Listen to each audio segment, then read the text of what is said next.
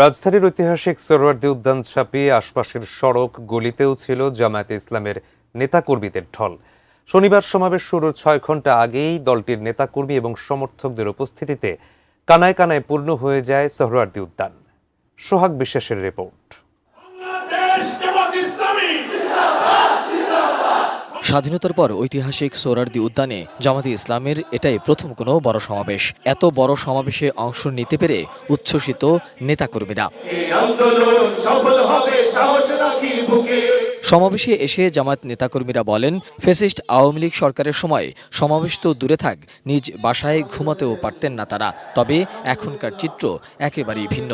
এই সমাবেশের পর ইসলামী দলগুলো ঐক্যবদ্ধ হবে এমন আশা নেতাকর্মীদের। বিভিন্ন সময় যে সরকার এসেছে তারা জুলুম নিপীড়ন চালিয়ে আমাদেরকে দমিয়ে রাখার চেষ্টা করেছে, কিন্তু আজকে প্রমাণিত হয়েছে কোনো আদর্শবাদী দলকে জুলুম নির্যাতন নিপীড়ন করে হত্যা গুম খুনের মাধ্যমে তাদেরকে শেষ করা যায় না। মানবিক বাংলাদেশ গঠন করার জন্য সকল রাজনৈতিক যারা ইসলামী দল রয়েছে সকলকে ঐক্যবদ্ধ করে আমরা একটি মানবিক একটি দেশ করতে চাই। সকাল থেকেই বাস, ট্রেন ও লঞ্চে করে সমাবেশ স্থলে আসেন লাখো মানুষ। তারা একটি দুর্নীতিমুক্ত বাংলাদেশেরও প্রত্যাশার কথা জানান। দীর্ঘ 16 বছর যে নির্যাতিত ছিল সেটার আজকের সুফল আমরা দেখতে পাচ্ছি। বাংলাদেশের জনগণ শান্তিতে বসবাস করতে পারবে, প্রত্যেকটা ঘরে ঘরে শান্তি পৌঁছে যাবে।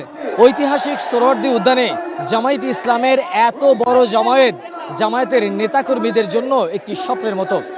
তারা বলছেন 5 আগস্ট ঐতিহাসিক গণ অভ্যুত্থানে তাদের এই সুযোগ করে দিয়েছেন। জামায়াতে ইসলামের নেতাকর্মীরা মনে করেন ইসলামী জোটগুলো যদি একত্রে নির্বাচনে অংশ নেয় তাহলে আগামী নির্বাচনে বড় ধরনের চমক দেখাবে ইসলামী দলগুলো।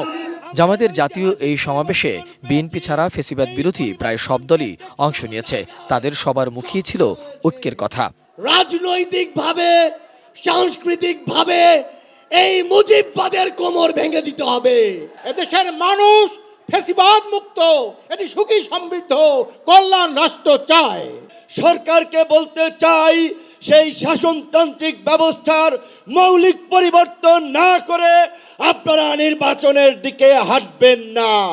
যতদিন পর্যন্ত তোমরা হকের ঝান্ডা নিয়ে সামনে চলতে থাকবে, যতদূর যাবে ইসলামী আন্দোলন বাংলাদেশকে তোমরা সাথে পাবে ইনশাআল্লাহ।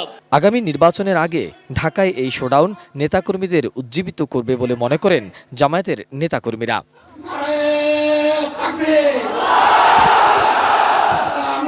মোহাম্মদ সোহাগ বিশ্বাস, এটিএন নিউজ, ঢাকা।